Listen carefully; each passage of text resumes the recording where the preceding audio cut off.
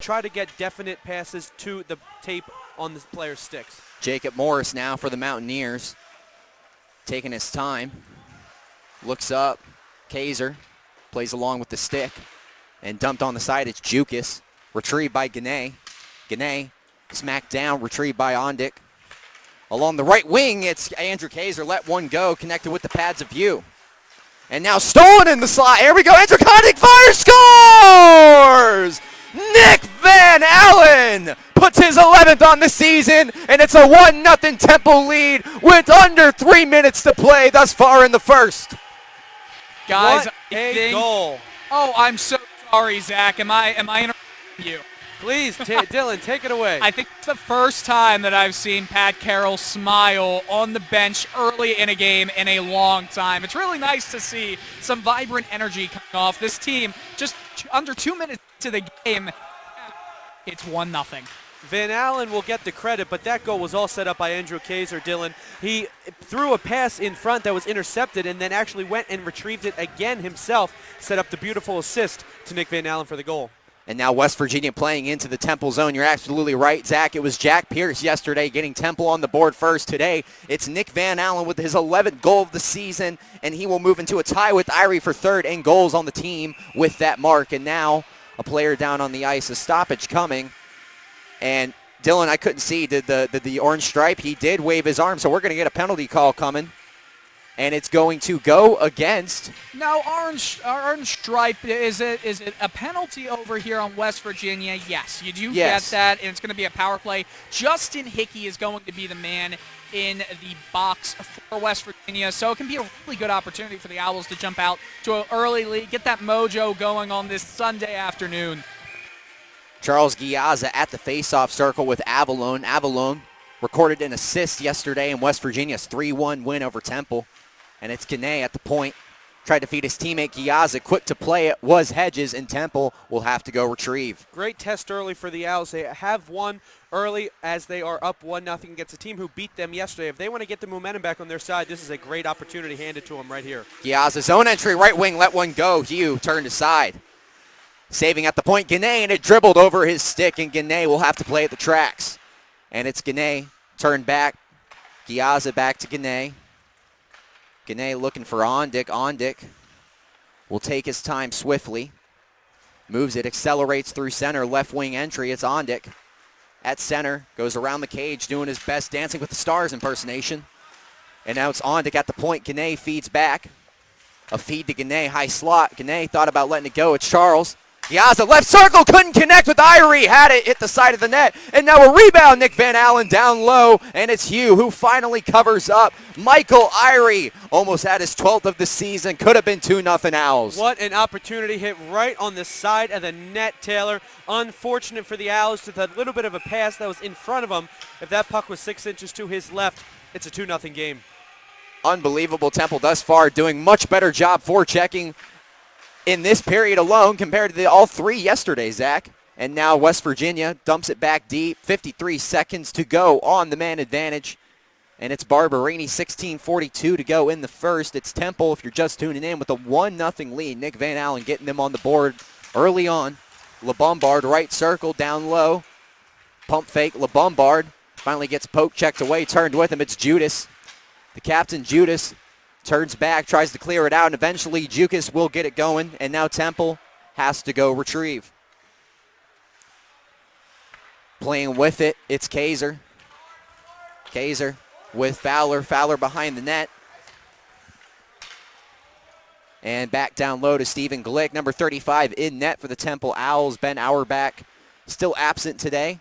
Ben is in the building, though, in good spirits. And now with 6 seconds to go on the power play, Temple hasn't really been able to get much on this one. It's a zone entry left wing. It's Kaiser. Kaiser around the circle. Backhander can't reach, hits the pad.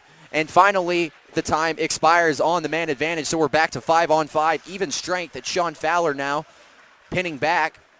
Tried to reach Morris, couldn't go. So now it's Spanier, number 41, the newly addition to this Temple Owl squad. And Spanier can't reach Barberini. Temple has to go play back. It's Glick coming out of the crease to find Bladen Reed. and they're playing a game of back and forth right now. It's the Mountaineers finally controlling. Morris stolen in the slot by Magglio, and Magglio now passes to Spanier. Two new guys coming in hard. And at the trolley tracks now, Bladen Reed. A ricochet off the board, finally cut loose on the ground. It's Magglio. Left point, took a shot there from a Mountaineer. It's Spanier. Spanier turned back, and now Ventura forks it out of there. Kyle Smedley, number 15, quick to touch up for the Owls. With 14:52 to go in the game, a 5-1 shot advantage for Temple. They were outshot by 22 all of yesterday versus the West Virginia Mountaineers, losing 3-1 in regulation. 5 shots thus far, much an improvement from Temple, but they have got to maintain that momentum thus far, Zach. Absolutely. One thing that we did not see very well yesterday was a forecheck, as you just said. And to see this from Temple right now, not only just controlling the puck, but keeping the puck in their offensive zone, being aggressive in the neutral ice, that is really the key to this game so far, and they've done it very, very well. And that was Michael Walker and Jeffrey Stokes with some fireworks after the play. Zach, yesterday's game got a little chippy, and now skating back to the bench, it's Walker having a little LinkedIn chatter. Hopefully they connect. Jeffrey Stokes' account could be on private. He'll probably have to send him a request on that one and get back to him eventually. But yesterday's game, physicality, nothing short of it, Zach. There was a lot of chippiness going on, especially in the third period. Something to watch today. Yeah, you love to see it, especially since the Owls got up early. That's their exclamation point. They're doing it on the ice. We need to see how West Virginia does respond to that. The puck deep down low in the Owl zone. It's Giazza with the backhander. To Irie, a tap. A sweep, back to Crossen. Crossen, a sweep to Gane. Gane tried to connect with his teammate Giazza. Did he touch up? It looks like he did. Icing waved off. First to beat it down is Irie. Unfortunate, Giazza could not pick that up. That was a beautiful stretch pass just past his stick. Along the boards, playing up is West Virginia. It's Beversdorf now. Beversdorf couldn't connect. Stolen away by Shawn Fowler. Now Fowler, a clapper, hits the pads of Hugh. Shawn Fowler almost made it 2-0. And a delayed penalty coming. We got an orange stripe. Who's it going to be against? Skating off, it looks like they got a Temple Owl, and I think West Virginia is going to have the 5-on-4 man up here. And it looks like Shawn Fowler, our good friend Dylan, is going away for 2 minutes. Yeah, he's going in the box for 2 minutes. I just want to say real quick, going away from the penalty, if we talk about Aaron Crossen, he's been one of the most improved players on the Owls this season. He's a junior, his first season at Temple, and he hasn't played in quite a long time. So he's been given time to kind of find his game, smooth out his skating on the back end, the blue line, and he's done a great job at that. One of the more impressive players for the Owls as the season progresses. And now the West Virginia special teams coming on the ice. A high slot shot there from Max Hedges. And now it's Hedges playing at the right point. Max Hedges surveys the blue line, cuts back, a fake, pump, connects with Judas. Dimitri Yukis, high slot, a shot from Hedges, went high left, couldn't reach Glick. And now playing up with for the Mountaineers, it's Dimitri Yukis, A slot shot there, from the right circle shot. That was Wyatt Murphy. Down low now playing with it is Jukis. Dimitri Yukis. High slot, Murphy. A pass now to Hedges. Hedges let one go. Reach the pad of Glick. Good save, Stephen Glick. And a follow-up opportunity. Couldn't reach. That was Avalone. Puck still alive with 1:06 remaining on the power play. High slot shot goes wide right. Couldn't reach. And now it's Jukis centering pass. Couldn't reach. Left point, Hedges. A play back to the left circle. It's Jukis. Hedges lets one go right to the blocker of Stephen Glick and eventually squeezed. And with 50 seconds to go on the man up, it remains 1-0. Credit to Stephen Glick. You love to see it, Taylor. The first real challenge of the game for the Owls. Of course, they went up early, had a few more scoring opportunities. Really the first time West Virginia has been pressured in their own offensive zone. 50 seconds remaining in this power play for West Virginia. Very, very important for Temple to make sure they kill it off. It's Giazza at the dot, tangled up with West Virginia's Alex Evans. And a shot wide left, couldn't reach. Now it's Ventura. Passes up to the point across the blue line, stretches it to the side, and eventually broken up. It's Giazza, and now Giazza will take his time, curls back. Giazza put one out and finally gets into the neutral ice. It's Nick Van Allen pinned up. A backhander to Beversdorf cross ice. Beversdorf accelerates through center. Eventually tapped aside, and now it's Van Allen. Couldn't get it out the first time. Second effort, backhander, and eventually reaches with 13 remaining on the man up. And after the play, some more fireworks. Nick Van Allen getting tangled up with West Virginia. That was Ryan Isil. And now moving with it is Isil, right circle. 1 second remaining and even strength to go. Shawn Fowler goes to the bench. Coming back on is Alex Magglio, 88. And now a shouting match off in the corner. Puck finally turned away by Charles Giazza. And now it's Magglio. Track race whistle eventually called. And we got another penalty call coming up here, Dylan. Let's see what he's got. Yeah, it looks like Alex Evans is going to the box. I'm not quite sure what the call is. Let me try to find that out here. Dylan will find that out momentarily. Thus far, though, 6 shots to 4 in favor of Temple. And now they're going to have a 5-on-4 man advantage. A huge opportunity here with 11:25 remaining, Zach. They got him for sportsmanlike conduct, so that is why he is in the bench. We'll try to get some more information there, but doesn't matter any way you get it. The Owls are on a power play, 5-on-4 man advantage for 2 minutes. Something you don't see very often, unsportsmanlike conduct, but it is part of the game here. A great other opportunity now for the Owls to try to capitalize on the lead that they already possess. These are the Owls' best dressed, the special teams unit. A shot, I slot, Gane, follow up, Giazza. Giazza, great chance there. I wish we could have saw a better shot from him. Van Allen down low, connects with Gane, high slot, left circle, Giazza, great pass, Ondick, lets one go, couldn't reach, hit Hugh in the pad. And now it's Van Allen down low, can they clear it out? Kept in, great play by Brendan Ondick, Giazza. A pass to Gane, soccer style kick back, great work here from the Owls on the special teams. Tick-to-tick passing. And it's Gane trying to get it low. Van Allen eventually reach a lift of a stick. Jacob Hugh could not get it out, and West Virginia struggling to reach. Temple doing a good job of applying the forecheck. Down low, it's Ondick, a pickpocket. Finally getting it out is the West Virginia Mountaineers, and Temple will have to retrieve with 1 minute on the dot remaining on the 5-on-4 advantage. Ondick just lifted a stick, stole the puck from him, sent him right out into the front of the goal mouth. Unfortunately, no Owl was there to capitalize on that. West Virginia able to clear again. Waiting for it nice and pretty was Dimitri Jukas, but it dribbled over the stick, and so Barberini will now have to play in the trapezoid. Barberini looks right. Finds Kaiser, accelerates through center. Kaiser chips it deep. Back to retrieve, it's Fowler. First to touch is Fowler. Zambella, back to Fowler. Fowler wrister, couldn't reach. And now Barberini passes it over to his teammate Kaiser, bad angle. And the net has come off its moorings. And with 26 seconds to go on the 5-on-4 advantage, a face-off will come in the West Virginia Mountaineer zone. Zach, so far, much better job by Temple applying the forecheck. 10 shots to 4. Couldn't have pictured a better start compared to yesterday. What have you seen so far? Absolutely. A forecheck, Taylor. That's what I've seen. They've been very possessive and been very aggressive with the puck as well. That's what we really want to see from these Owls. They have the opportunities, but they need to capitalize on them, and this is what we're waiting for here with 13 seconds to go in the power play. Glove down, it was Kaiser, somehow kept in there. It's Fowler, puts on a D, and eventually chipped out. It was Jukas, heads up play with 4 seconds to go on the 5-on-4. And Temple, another opportunity missed as we get back to even strength hockey. Coming out is Evans of the box. Tried to reach at Zambella on his forehand. Zambella, pass cross ice. Couldn't reach Spanier, and now a loose puck in the zone straight off the bench to reach it. It's Bladen Reed. Bladen Reed a chip and a dive. Here comes Reed. Down low.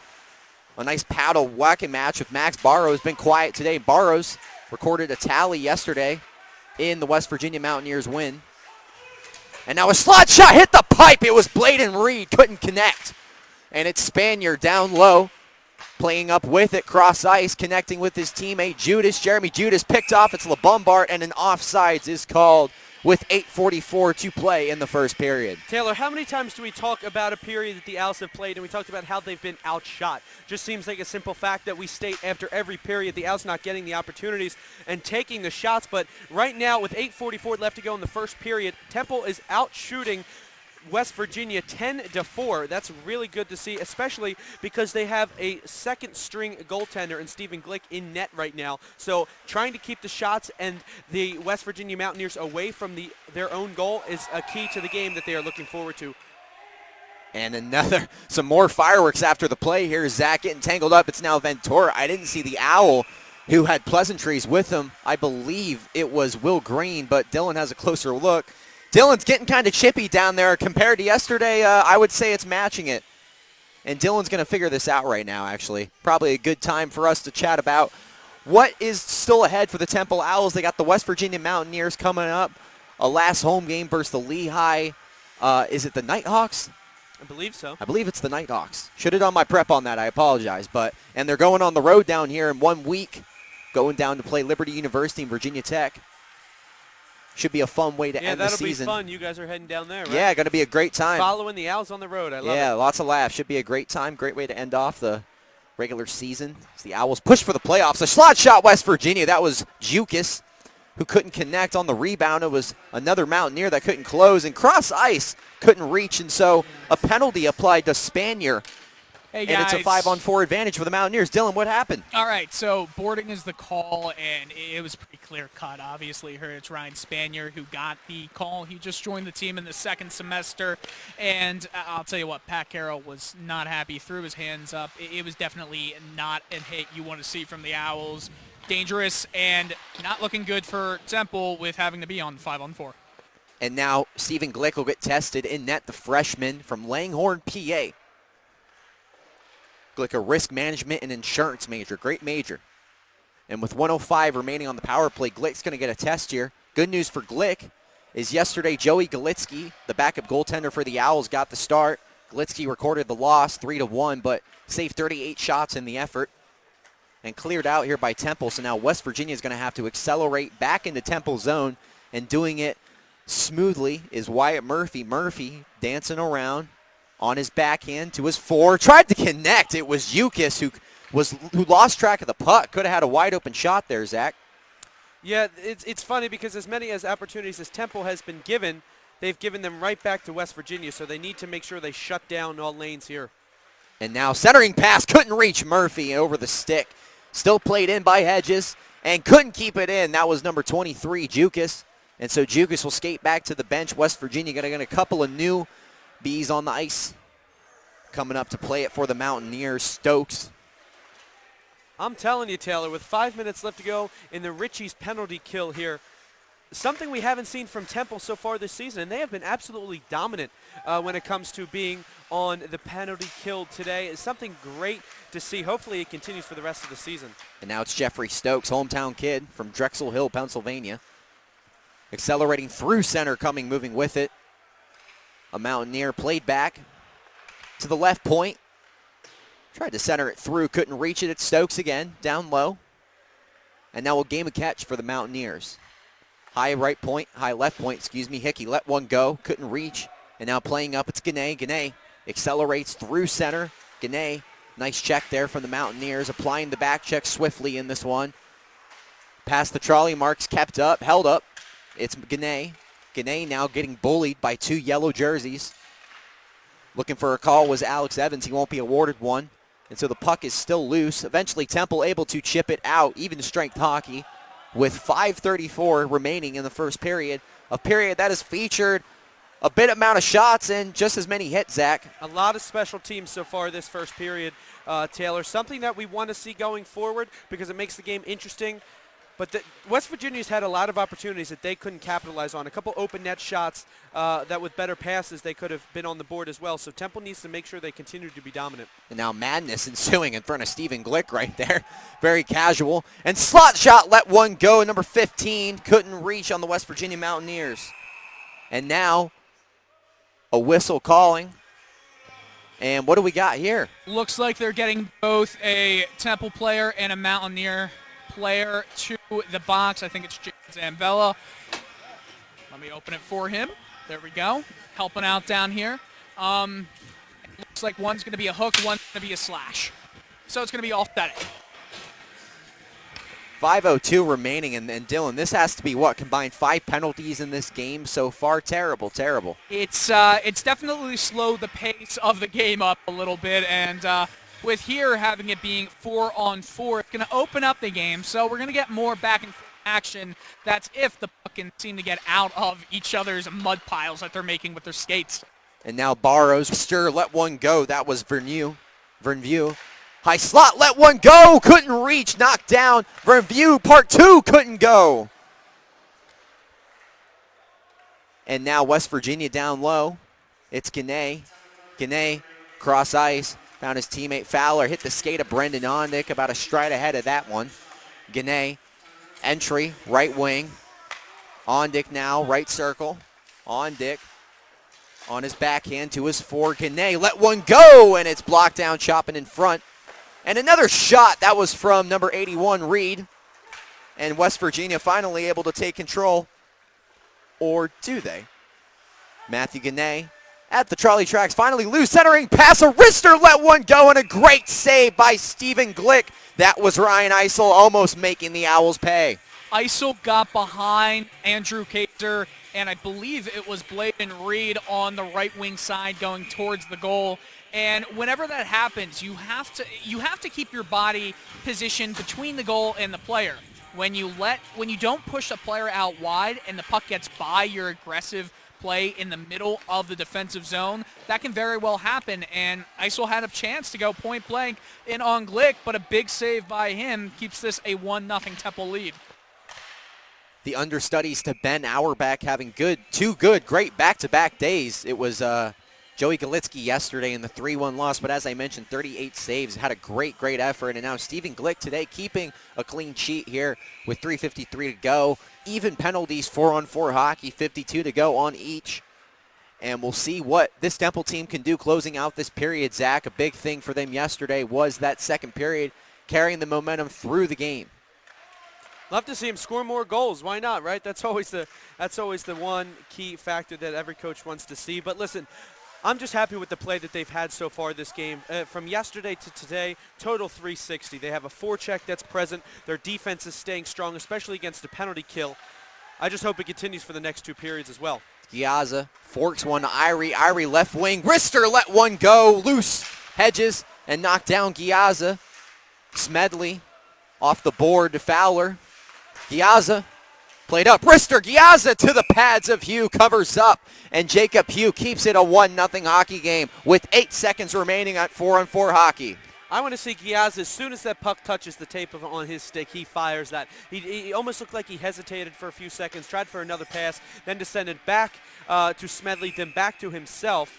So as soon as he gets that puck, he has the firepower and the willingness to score. I want to see him take more opportunities. West Virginia clips one out. It's Crossen recovering. Crossen to LeBombard. LeBombard on his backhand now. Accelerates through center. LeBombard, wrister to the pad. Covered up again. Hugh and the Temple Owls applying pressure. And a couple of words from Brandon LeBombard after the shot. Zach, yesterday, for anyone who did not tune in to the game yesterday, Brandon LeBombard, probably the least liked guy in Morgantown, West Virginia, definitely getting involved on the physical side. LeBombard today, heavy presence on the ice, number 44. Yeah, you'd love to see it from him. That's something that's been constant and very consistent for Brandon LeBombard so far this season. If the Owls need a hit or they need physical play, they usually turn to LeBombard to do so. Magglio now playing up with it. Back swept aside, it's Stokes. Playing up, backhander Jukas. Bladen Reed surveys, chipped up, knocked down. And now eventually turned aside and backhanded. It was Vernevue. And it's a clipping match right now between Jukas and Vernevue. And eventually Jukas able to clear it out. So now Crossen is the first to touch it up. Crossen couldn't glove it down. Magglio turned back and played up through Jukas. Temple trying to push it out of West Virginia zone. Puck is still loose along the half wall. Crossen on his forehand, accelerates through, left wing entry. Clapper let one go. Hugh almost lost track of the puck, and it's still loose. Jukas now for the Mountaineers. Centering pass. Chipped up in, playing with it. Back first to get it for the Temple Owls. It's Crossen. Crossen in the back, and we're going to get a penalty call out of this. Fireworks indeed between Aaron Crossen and the West Virginia Mountaineers. No surprise to that, Taylor, as you alluded to it earlier. Yesterday's game was the same constant factor of the physicality between these teams. A lot of checking, a lot of physical play in the neutral ice as well, and it continues here today. But it looks like Temple is going to get another penalty as it was announced. Dylan, do you have any information for us? Yeah, it's going to be a holding on Aaron Crossen. Aaron was not the happiest when he came back, said he was being held to at the same time, basically. So we'll have to we can't really do anything about it now. Temple's now on the Richie's penalty kill. With 1:35 remaining in the first period, 1:47 on the power play, so the power play will run over.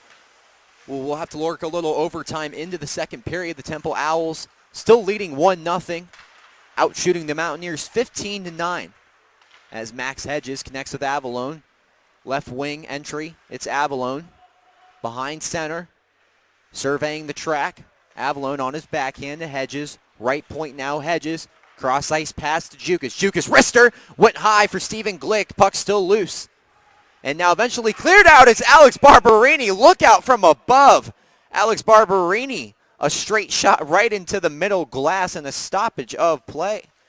Dylan Coyle, our head man in charge, almost got his head taken off. Alex Barberini chipped one out of play and into the middle glass. Don't see that every day, Zach. No, you don't. I'm sure it wasn't intentional. I'm sure he was just trying to go right up the boards. Puck probably rolled right off his stick. And power play still alive. 1:10 remaining on the power play. A minute left in the period. A wrister from Jukas. And now cleared out by Reed. West Virginia has to go back and get it. It's Hedges. 45 seconds remaining in the first period. In front of him is his goaltender, Jacob Hugh, number 30, who has saved 10 shots in this period. An entry, right wing. Went too far past Jukas. Bladen Reed turned aside. Reed now forechecking. Down low, Avalone on his backhand. Avalone couldn't reach Hedges and cleared out with 23 seconds to go in the first period. Now down to chase is Nick Van Allen with the lone mark in this game. Nick Van Allen, under 3 minutes in, made this 1-0. The lead has remained for Temple with 12 seconds to go in the first period. And now high slot, a rip from Wyatt Murphy into the pads of Stephen Glick with 7 seconds remaining. It's still 1-0. You see the Temple bench slamming their sticks against the boards, thanking and congratulating Stephen Glick on that save. That was a point-blank shot there, and especially with 7.6 seconds left to go in the first period, 21 seconds left to go in the penalty kill, Temple has still not allowed any good opportunities to West Virginia Mountaineers on their own power play. West Virginia trying to get one last effort. It's Morris. Puck still loose down low. Fowler couldn't find it at his feet. Barberini, and that's all she wrote through one. It is Temple getting on the board with under 3 minutes, 1-0. That score still stands heading into the locker room at the first intermission. And Dylan Coyle, our head man in charge, is with the man, the myth, the legend, Nick Van Allen. Nick, Dylan, what do you got for us? You don't give me any time to get the interview started down here, Taylor Snyder. What's wrong? What's wrong with that? I like you when you're on the go better. We love that. Here with the goal scorer, Nick Van Allen. Nick, quick turnover. You get the goal early on. What's that do to a team's morale? I mean, it gets the team going. Lets us know that we can score in this kid and jump on them early, and maybe they'll back off a little bit. So just gotta keep it going, stay out of the box, and we should have more success. What happened on that goal? Kays hustled, great play down low, got it to Ondick, and great backdoor pass. I could have shot it wherever I wanted to, honestly.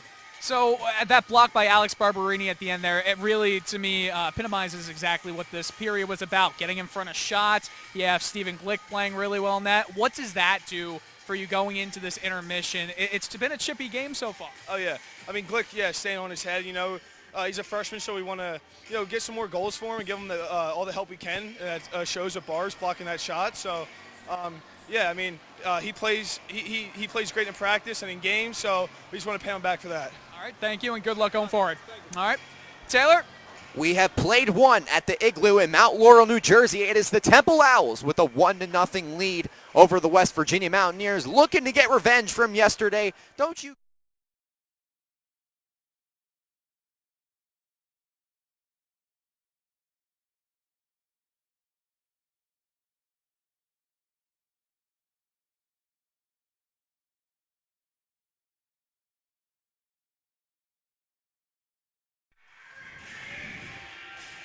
We have played one period, but in the good old hockey game, you play three with 2 to go. Welcome back to the Mount Laurel, New Jersey Igloo with the Temple Owls hosting the West Virginia Mountaineers. Owls up 1-0 After one period, I am joined alongside Zach Demuse, Dylan Coyle behind the bench, Michael Zingroni manning the tech station with our newly addition, Jonathan Burke. Zach, what is your take on the first period of action here with the Owls out in front of 1-0?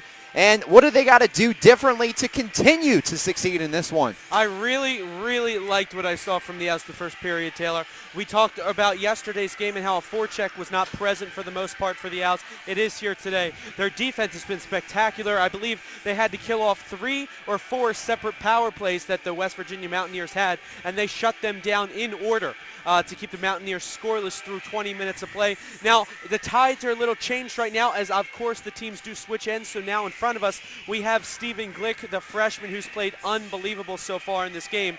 So now that they're in front of us, we can kind of see what's going on with that Temple defense and what's working so well. Another period begins. It's a beautiful sight, Zach. 1-0 Temple leads. 4 seconds remaining on the Aaron Crossen discipline. He'll clear out of the box now, and just like that, with under 15 seconds into the period, we got even strength hockey, and back behind is Max Hedges for the Mountaineers. Clip back up, playing with it is Sasir. Sasir centering pass to his teammate, let one go, wrister. That was Skylar Batchelor. And now, right point, right back, Caleb Beversdorf couldn't reach it, and he'll have to play a game of retrieve. If you remember in this game, excuse me, Taylor, the Owls scored very early. So the message is definitely going to be the same here. Sasir turned aside by Glick.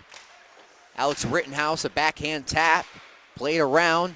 Boomerangs. Michael Irie touches it up and eventually into the neutral zone. And turned back aside. It was Ventura, and eventually Temple touches up with 18:59 to go in the second period. Matthew Guinea surveys. Tried to connect with his teammate Fowler, and that's who will play for the Owls. Hedges for the Mountaineers. Backhander, Irie let one go. Excuse me, that was Giazza letting one go. A pirouette and a sling from Giazza. It remains 1-0. Like to see that there from Giazza. We talked earlier about taking the shot that he wants. I don't remember off the top of my head when the last time he scored was, but it definitely was some time ago. He needs one, and really I think it's going to help him if he just takes that shot so much more quickly when he has those opportunities. Back to play is Morris for WVU. Guinea tries to keep it in. He will. Couldn't reach Van Allen, who has the lone mark in this one. Nick Van Allen got the Owls on the board off a feed from Brendan Ondick. A centering pass clipped up, and now playing back is Ventura. Bladen Reed first to reach. Eventually back with it is Avalone, picked off by Van Allen. Van Allen, a sling pass to Brendan Ondick. Ondick dekes right, entering through the right point. Eventually West Virginia taps it back into the Temple zone, and an icing will be called against the Mountaineers with 18:03 to play in the second. 16-13 shots on goal advantage Temple in this one. A team that was outshot by 20+ yesterday against the Mountaineers, only lost by 2 goals. One of those was a credit to an empty netter. Joey Galitsky got pulled late in the game. Take it as you will. Jack Pierce, who scored yesterday, tried to center it for Van Allen. Van Allen lost that battle in the corner. Ondick taps it down with his stick, and eventually Van Allen turned back and chips back deep into West Virginia's zone. Temple doing a much better job of getting the puck down low as versus to yesterday. A lot of shots that were knocked down at the blue line. Yeah, that was definitely a set-up play there. Jack Pierce off the face-off, trying to find Van Allen in the goal crease, but great defense by the Mountaineer player there, keeping Van Allen's stick away from that puck as it approached the net. Now, Taylor, you talked about yesterday the Owls were outscored by 20+ goals. If you look at the shots on goal, 17-13 in favor of Temple. What happens overnight? This wasn't a game that was last week. It was less than 24 hours ago. So I'm really interested to see what Pat Carroll talked to these guys about as to the defense and the structure of the offense that's been working so far today for them. High effort, 17 shots through a period and 1/4 for Temple. It's Sasir, pumps the brakes, centering pass. Tried to reach, couldn't. It's LeBombard now on the boards. And a backhander. Mohart thought about turning back. High slot lets one go. It's the Mountaineers. That was Stokes. Bladen Reed now a chip at the trolley tracks. It's Jack Pierce, who got on the board yesterday. Mohart Right wing, entry, wrister, blocked down, Kyle Smedley. And now the puck's still loose, and we got an orange arm up and a couple of pleasantries after the play. Who else but Brandon LeBombard chatting it up, making friends with some Mountaineers. Of course, where else would he be besides in front of his own goal, making sure there's no traffic in front of Stephen Glick. And, of course, he's going to take a few shoves, but he's going to give him right back, Taylor. Stephen Glick has been solid in this one, faced 14 shots, saved all of them. Brandon LeBombard now for the Owls. A play off boards. Down to retrieve Magglio, pumping back. Playing up with it was Morris. Chipped in eventually. Reaching, it's Judas. And now LeBombard on his backhand. It was 4. A nice deke from LeBombard. Accelerates. Eventually met by Judas. And now Judas on his backhand. A one-handed effort by Judas. Right point entry. Played up back. LeBombard now accelerates through center. Hits the ice hard. No penalty call to go. A clean play there. I wouldn't be surprised if that was a bit of a make-up non-call, because over near the scorer's box, Brandon LeBombard, when falling, he kind of got his stick right onto the head of Jukas. So it was ticky-tacky. I feel like that was one where LeBombard got away with one. But goes the other way, you're going to show that little bit of leniency. I don't know if some guys don't believe in referees kind of remembering and then a makeup call or a makeup non-call. It's just human behavior to me. I think, I don't know about you guys, but I think that's definitely a truth in hockey and sports. Excellent take there, Dylan. Number 27 now on the ice for the Temple Owls is Michael Walker. He's got 10 assists on the season. That's second on the team. Rittenhouse, a backhander. It's Zambella. Picked off eventually by the Mountaineers. It was Cecere. The puck is still flying. Gets down low eventually. Cecere chopped aside. And Mohart, tough angle, tried to wrap around on Glick. And he'll cover up. And a couple of extra jabs after the fact. And now getting tussled up. We got a couple of hugs being exchanged. Down to the ice is Mohart. Barberini trying to break it up. The referee's inside. It's a group hug.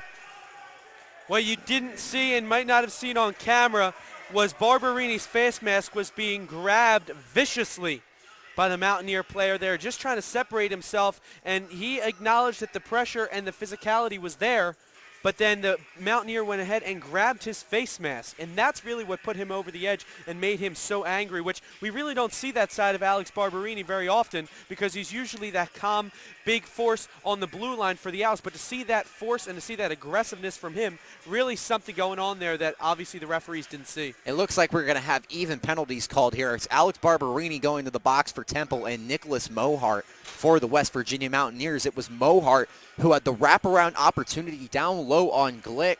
Couldn't fool him. Stephen Glick, a very nice lateral play there to keep this at a 1-0 game. And Dylan Coyle's inside the glass right now. Dylan, what kind of vibes are you getting from down there? And Dylan having a chit-chat with people in the box. We're going to keep it right here with me and Zach. So, Zach, it's a 1-0 hockey game here. I want to ask, through this game, is there anything that stands out besides the shot count and the chippiness for you? Are any players right now you're looking like on the edge of creating something in this game?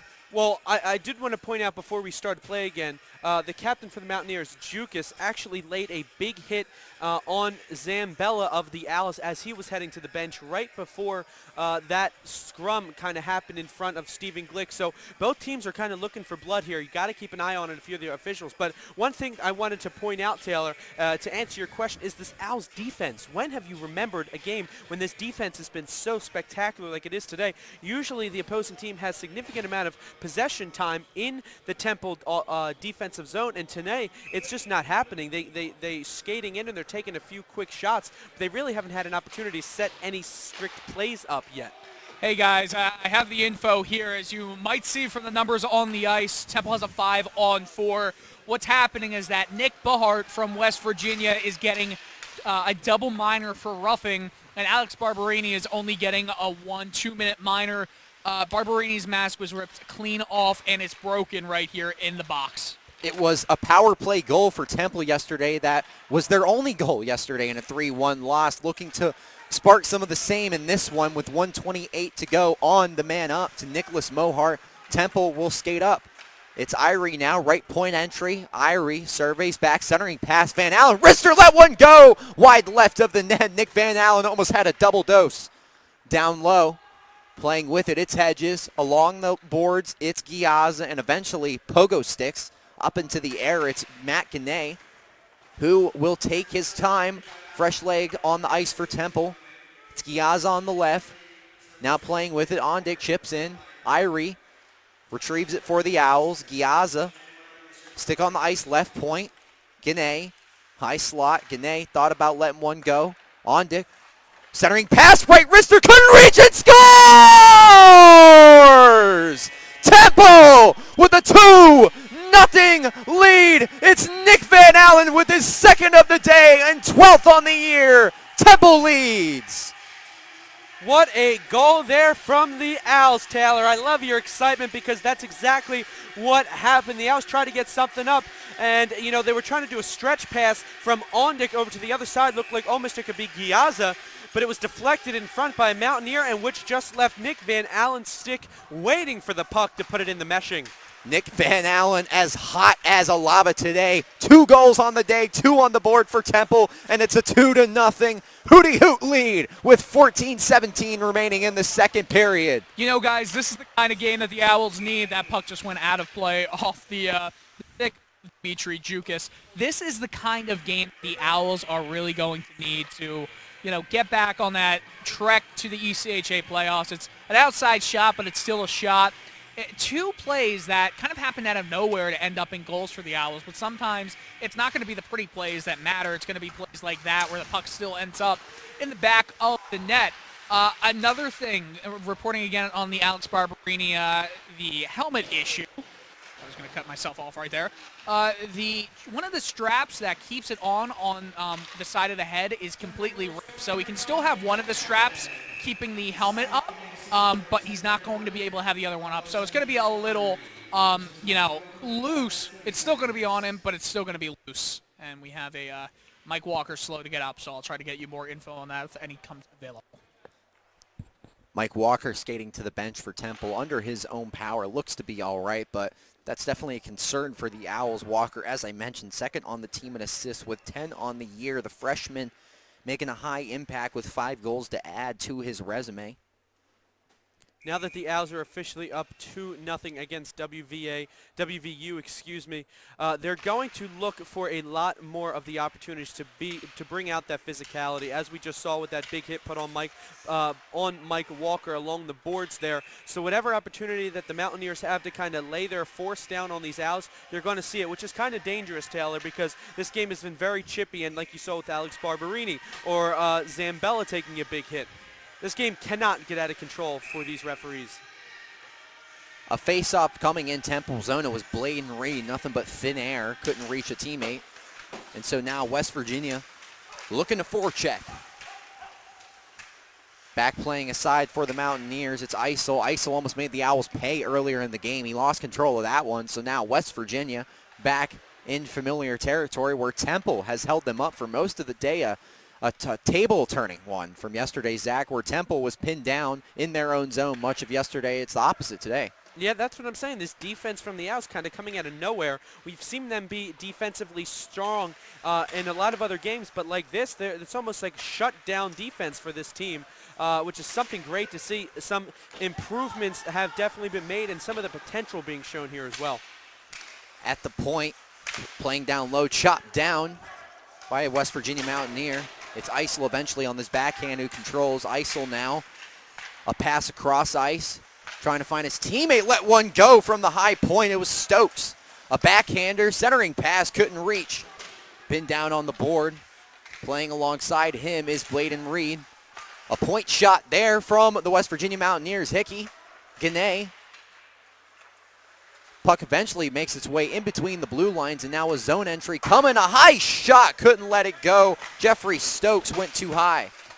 And now a centering pass, wild puck in the middle of the ice. It's LeBombard who eventually controls, and now LeBombard accelerates through and puts it deep, but could not cross the trolley track, so a face-off to come in Temple zone. With 12:14 remaining, the Owls out shooting the Mountaineers 19-5.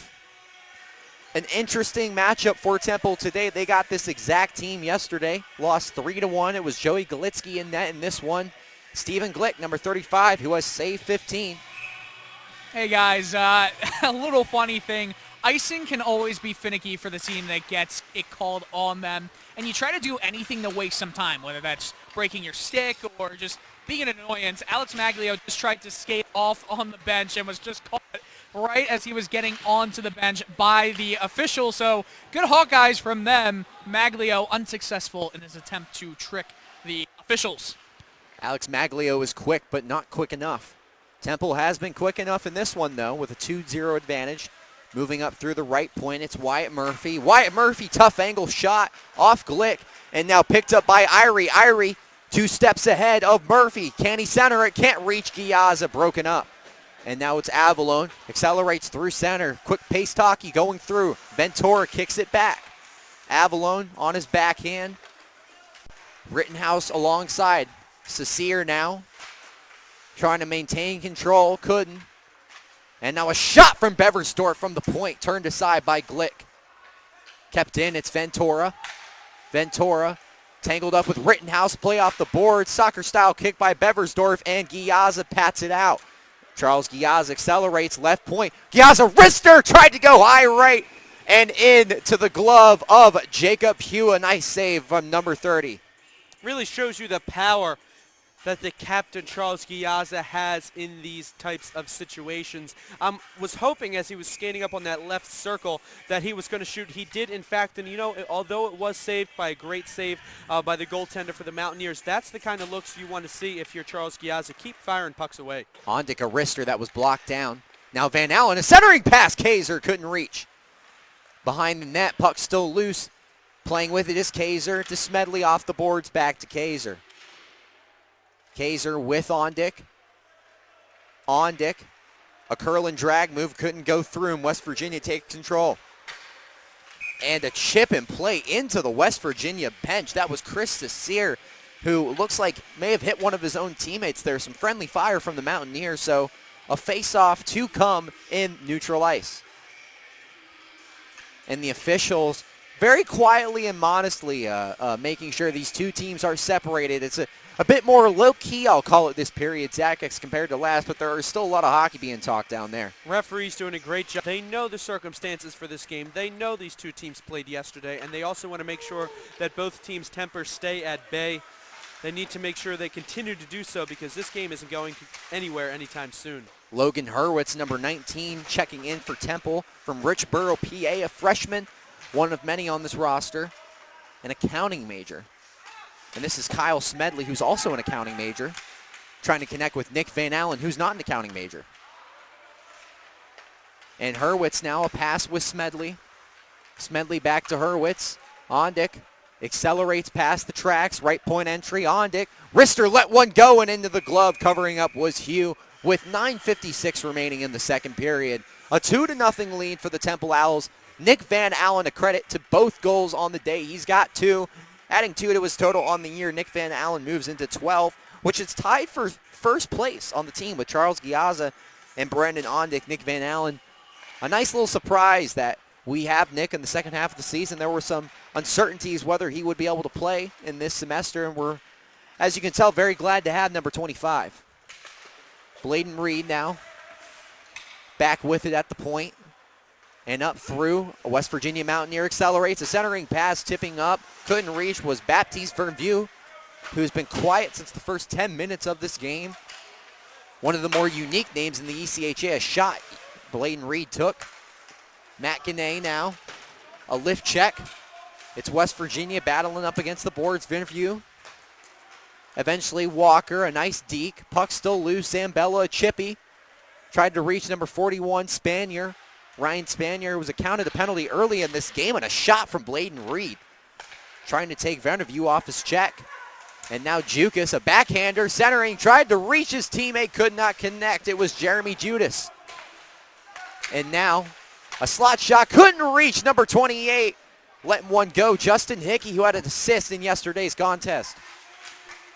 West Virginia tangled up, trying to reach Stokes. Stokes first to meet it, and a shot there from Justin Hickey. West Virginia still maintaining possession of the puck. A chip, a dribbler. Back into the Temple zone. No icing called. Puck remains alive with 8:30 to play in the second period. It's Bladen Reed playing off the wall. Touching up is Magglio. West Virginia able to maintain control.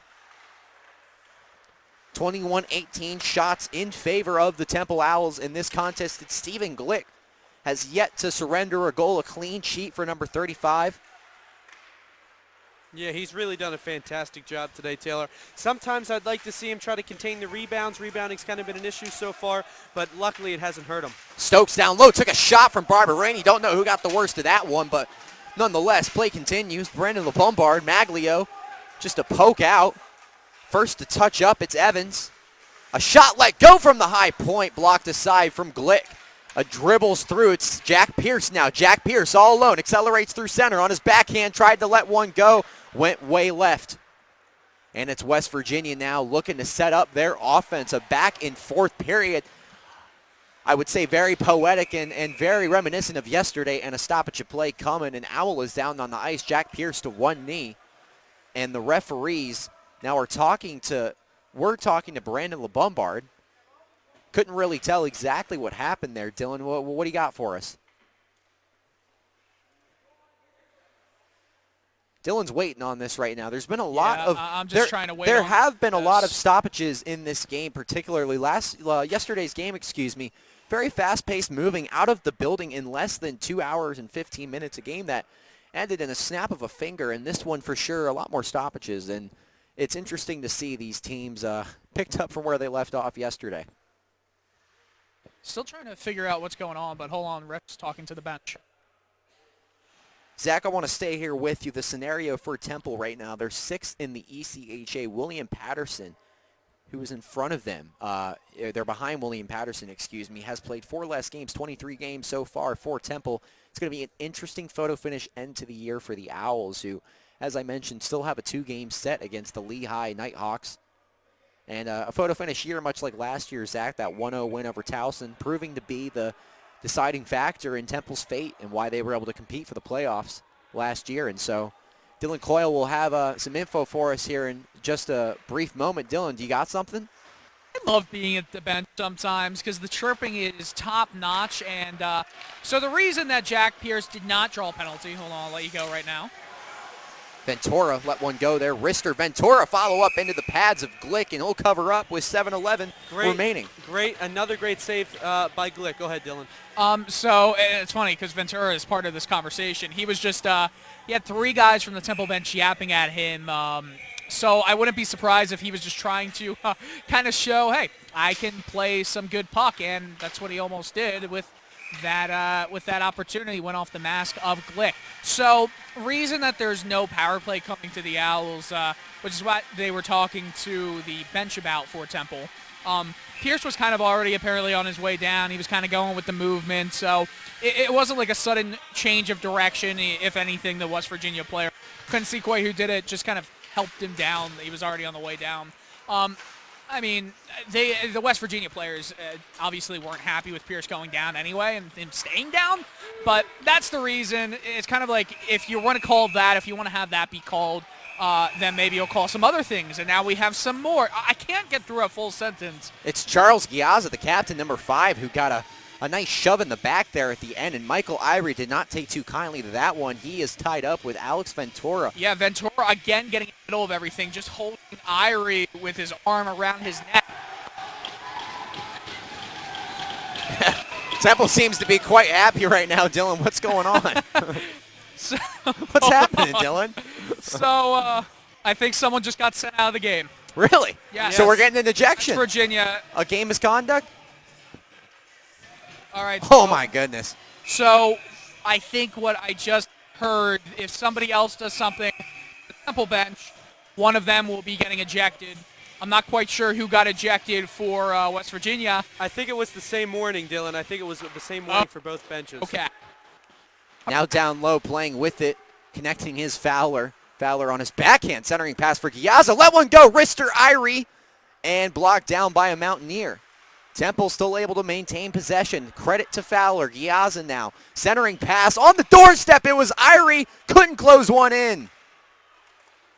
Puck still loose. Temple can't keep it in. Eventually, West Virginia plays out. West Virginia with the slight forecheck advantage in this period for sure as compared to last. The shot count, 22-20. They have caught up for sure on Temple. And now a puck that dribbles down low. Temple, a blank shot there. Michael Irie there to pick it up. It was Giazza with the initial shot. Irie taking off his check. Back to side, it's Fowler. Fowler, puck loose. Ventura, who has been active in this one. Alex Ventura with the Mountaineers. Reed for Temple. And now Charles Giazza, a chippy play there just to keep it back in West Virginia's zone. Playing a game of keep away right now. Charles Giazza trying to put West Virginia in the middle. And now Giazza with a painful lift check. That was Brendan Ondick, who's tied up after the play. They're playing a game of promenade. It's a square dance between Brendan Ondick and Alex Ventura behind the play. Guys, the officials are really quickly losing control of this game. They need to start getting even more penalties called down because both teams are chirping each other. Apparently, both teams got just kind of, threats, and they said, and I quote, if you want to chirp each other, then just go home. It's part of the game, but the game's kind of getting out of hand with what everybody is saying to each other. Still trying to find out some more information on the chirping because, entertainment. But it's like with Brendan Ondick and Ventura, I believe it was. You should probably call 2 and 2 there instead of letting them keep going. It's going to continue to get chippy, and someone might get hurt. So we'll see what happens, but don't expect it to end. As our partner Dylan Coyle mentioned, some players could be sent home as that Matthew Gannay just roofed that one, so stoppage of play. But West Virginia taking the country roads back home to Morgantown. They're 5 hours away by car from here. There were a lot of Mountaineer faithful here yesterday, much of the same today. Temple, about an hour less than, probably not even, to get to their home barn here in Mount Laurel, New Jersey. So a bit of a different spectrum. Temple will be on the other end of that one here coming up in less than 2 weeks, traveling down to Blacksburg, Virginia to take on Virginia Tech. Guys, this game's getting way out of hand. The officials blatantly missed something. Max Burrows shouldered Nick Van Allen hard into the penalty box as the whistle blew. They didn't see it, and the bench just erupted at the head ref and said to shut your mouth, and the bench said, you are letting this get way too out of hand. I cannot disagree. That was just blatant, poor officiating there. You have to give him a penalty. Van Allen could have gotten seriously hurt. It was a rat battle yesterday between West Virginia and Temple. West Virginia got the final say. They were M&M from 8 Mile in that scenario, but Temple, much of the same today. A shouting match back and forth. Bullies on bullies, and a huge hit after the fact, and now it's a chippy play off in the corner. We're going to have gloves dropped here. A full-out brawl erupting off in the corner. It was Temple pinned up in the corner. It's Zambella and Reed. Barberini just trying to keep them separated. Zambella looking to throw the mitts, and down low for the West Virginia Mountaineers, it's Jeremy Judas dropping the gloves with Jason Zambella. It was a punch-out. And now Jeremy Judas will be escorted back to Morgantown, West Virginia, and Jason Zambella's day is done too. Oh my I goodness. have never in my time broadcasting Division I club hockey seen anything as aggressive as that. That was unbelievable. A huge blow from number 28, Justin Hickey, and Jason Zambella did not take kindly to that one at all. Head referee telling both teams to go to their benches. This is becoming an unbelievable atmosphere right here. Just put him strictly right into the boards and then followed with full thrown punches. This is unbelievable. And, could it be a possibility that the refs call this game early with 4:34 left to go in the second? I don't know, but if this continues for another full period and to continue on with this one, we might see something very similar to that. And like Dylan said, someone could very easily get hurt. It was a huge blow. It was number 23, as I mentioned, number 28, Justin Hickey, who laid the absolute just clamor on Jason Zambella. Zambella popped up right away. It was Bladen Reed pinned off in the corner. I'm going to take a quick 5-second personal break here. My partner, Mike Zingroni, is showing me, we're going to try to add some light to the situation. A tweet that's about to come out on our platforms. I'm a big fan of this one right here. You're going to love it too. Mike, great job by our social media director. Down low, running the show, the brains of the operation. Hey guys, I'm going to keep you updated everything down here. Temple's going to be down on a 5-minute major disadvantage, trying to get more information here. It's exactly what I said. Someone's going to get injured. Still trying to get some things out. Just talked with Pat for a quick second, head coach of the Owls, and said the same thing. It's just getting out of control here. So try to get more info, see the reactions as they come. You had to know that one was coming, too, with the way Zambella popped right back up. It was a humongous check. It was a charge, blatant charge. I mean, there's really no other way to put it, Dylan, just a blatant charge. And he popped right back up, and he had a few pleasantries to give back. It was, it's the season of giving back, always usually after Christmas and around the holidays, Dylan. Jason Zambella gave back to the West Virginia Mountaineers for sure, and it was Jeremy Judas who he scrapped with off in the corner, number 16. They are both ejected from this game. So now 5 minutes applied on the board right now for number 91, Jason Zambella, and that's just as of right now. Now, Dylan's down there, and he'll have more info for us. Now, I'd assume West Virginia will have a man in the box too, but maybe Dylan could clarify. Hey, sorry, I had the earpiece out. What were you just saying? I was going to ask if you could clarify. Is West Virginia going to be down a man too? Are we going 4v4? No, it's 5-on-4. Temple's on the disadvantage for 5 minutes. It's a major power play for West Virginia here. They will be able to score as many times as they want. So, let's just clarify here. Temple player gets absolutely skyrocketed on his own rear end, and Temple's down 5-on-4 here? That's what they're calling. So Temple has to kill off this 5 minute major advantage. I'll try to keep this developing, but as I said, someone was going to get hurt. It was getting out of hand, and it's just stupidity. The officials have completely lost the plot of this game. I don't like to rag on officials. I typically don't. This is bad. This is bad man management of a game. And now it's Murphy. Centering pass deflected right away, and a follow-up by Murphy. In there was Avalon, net knocked loose, and West Virginia with a beautiful set piece that could have cut the deficit to 1. Luckily for Temple, the net came off its moorings. Even better save by Stephen Glick. It was a one-time shot that he was falling and just got a piece of his arm on to knock that aside. Listen, we can talk Ben Auerbach all we want and what he means to this team, but when he's out and other guys need to step up and do their job, Stephen Glick is the epitome of that today. So fantastic. 22 shots put aside for the freshman.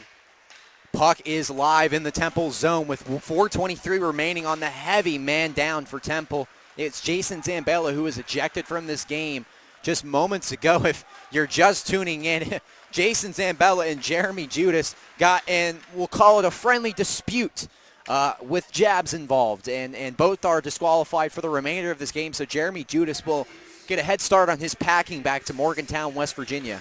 And now it's Max Hedges who Charles Giazza broke up the two. And so the puck's going to go down low in the West Virginia zone. Behind you, playing with it, is Avalon, and Hedges now an exchange. And now it's Hedges moving up through center with 3:43 remaining on the man down for the Owls. Moving with it, Avalon around the wing. Avalon centering pass, broken out in front. It was Barberini getting a lift check on Wyatt Murphy. High slot, a one-time shot blocked down by Barberini again. And now Jukas wrister into the pads of Stephen Glick. Covers it up, remains 2-0. The shot count officially even at 23 with 2:58 to play in the second period. You look at Alex Barberini, you immediately see his height, the tallest kid on this team. But he's done a sensational job today with blocking the puck, Taylor. At the end of the first period, took a hard slapper off his lower back.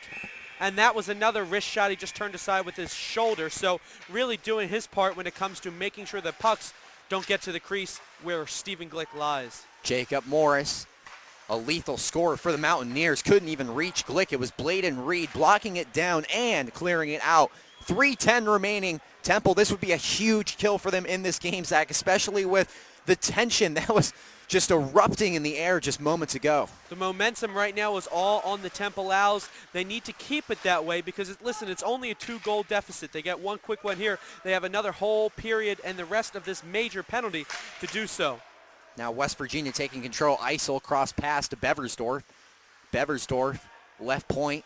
Beversdorf, cross ice, eventually to the high slot. Morris lets one go. A rebound follow-up chance off the pipe. And it was Alex Evans trying to clean it up. Alex Ovechkin style on the doorstep. and somehow it remains 2-0 Temple. You know, the hockey gods aren't always on your side, but they are on Temple's side today. This defense has been sensational, and the one puck that slightly gets past Stephen Glick, he rings it right off the pipe, and he had a wide open net, Taylor. He was trying to just curve it around that that left leg pad, and he did, just not in the net, stayed out by hitting the pipe. Giazza wins the face-off. Gane now with it, kept alive by Morris. Beversdorf, a backhander to Morris. Morris surveying the blue line. Eventually, and another stoppage of play. What's going down? We got a penalty call coming here. Who's it going to be against? The official was quick to swipe that one down, and can you really even blame him, Zach? Let's see what the call is. Looks like it's going to be interference. And now Temple is going to get a break here. We got Alex Ventura, number 88, going off to the box. Ventura has been a naughty boy today for the Mountaineers, involved in a lot of discipline for sure. So now Temple will have to kill off 2:21 more, and they will get a 5-on-4 advantage after the Zambella infraction. So a lot of wild things happening for sure right now, Zach. We talked about momentum. This is what Temple needs to do. They found a way to get back on that offensive zone. Let's keep it in that zone, and let's control the puck if you're the Owls for quite some time to try to kill off some of this clock. Lots of open ice now, 4-on-4 hockey. Both teams looking to stretch things out. It's Caleb Beversdorf on his backhand. Right point entry. Beversdorf pumps the brakes. Wrister turned aside by Glick. Trying to follow up is Avalone. Avalone, a play off the boards to Hedges. Hedges back to Avalone. Avalone pump back. Avalone down low, takes him off his check. It's Matt Gane. Gane has played a really good one in this contest. Number 7 for the Owls. Avalone down low to Hedges wearing the curly C. Avalone cross ice. Beversdorf pumps the one-timer. Beversdorf wrister into the mitts of Stephen Glick. Number 27 on the day for number 35.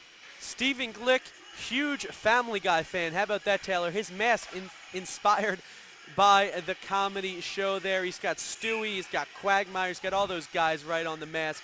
Something beautiful to see. Not something you see all the time. No, not for sure. And one thing I did earlier in the season, I feel bad. We've been on the road for, it feels like 2 months, is lid reviews. I for sure have to do a lid review on number 35's mask. Even has his last name by his chin. Something cool that you don't see. Absolutely. A little out of pocket, I would even say. There you go. And his name is in the font that Family Guy uses. So, man, he's showing off here today. Under a minute to play, 53 seconds on the second period clock. It's Temple still up 2-0 as Alex Barberini, a clapper from the high slot, an easy save there for Jacob Hugh. 1:12 remains on the Jason Zambella ejection. Permanently, he will be gone, but the penalty will not in about a minute 12, so 52 seconds to go on the 88 infraction towards Alex Ventura. I'm sorry, so we got 2 guys in the box. It's still 4-on-4, and Charles Giazza is at the faceoff dot for the Owls. Into the skate of Shawn Fowler. Played along the boards by the Mountaineers. It's Barros. At center ice, covered up, it's Vanderview. A wrister turned back into the board. Giazza now playing up for Temple. Fowler trying to touch up and up into the fish netting. A stoppage play with 26.3 seconds remaining in the second period. Something to keep an eye on, Taylor. For a majority of this game, Temple has been out shooting the Mountaineers. However, Mountaineers have now reclaimed the lead. They have 2 more shots on goal, 27-25. So this game's going back and forth. They're still close, but Temple did give up that lead. Puck stays alive. 19 seconds to go on the second period clock. It's Smedley. It's Kyle Smedley. Meeting up. It's Jukas. Jukas now controlling from the right circle. Wrister. Jukas blocked down Barberini. And a high slot shot off the pipe. A ripper from Barros.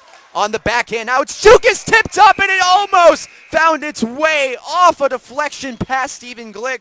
But for the 5th time in this period alone, Stephen Glick comes up in a magical way to keep it 2-0. Stephen Glick with a beautiful saving goal there. He just flung his glove right up and knocked it off the mooring because that was coming into the net. And it was a beautiful thing to see as they were. Time was really expiring here at the end of the second period. the teams will skate off to the locker room. It's Temple with a 2-0 lead. Dylan Coyle, our on-ice expert, is with the one and only number 55, Alex Barberini. Dylan, what do you got? How short do I look? Very. Very short? Yes. Fun. This is a different look for you.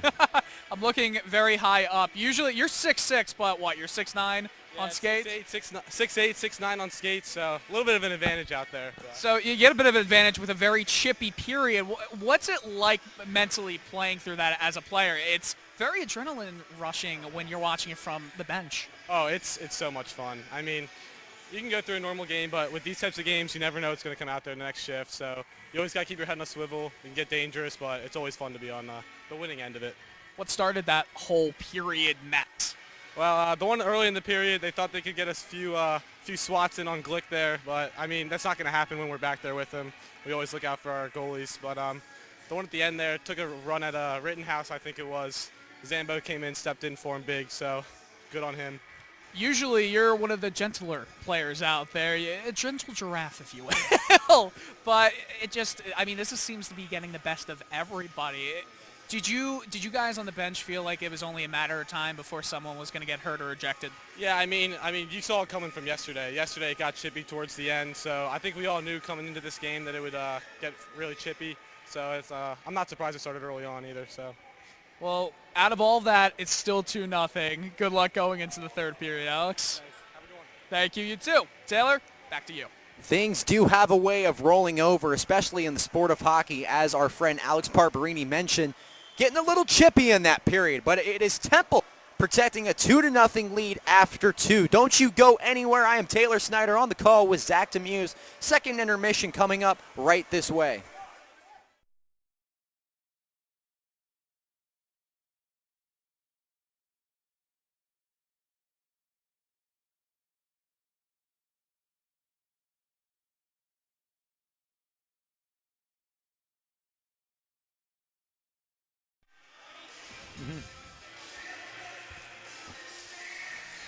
We have played 2 periods in the great hockey game. There are 3.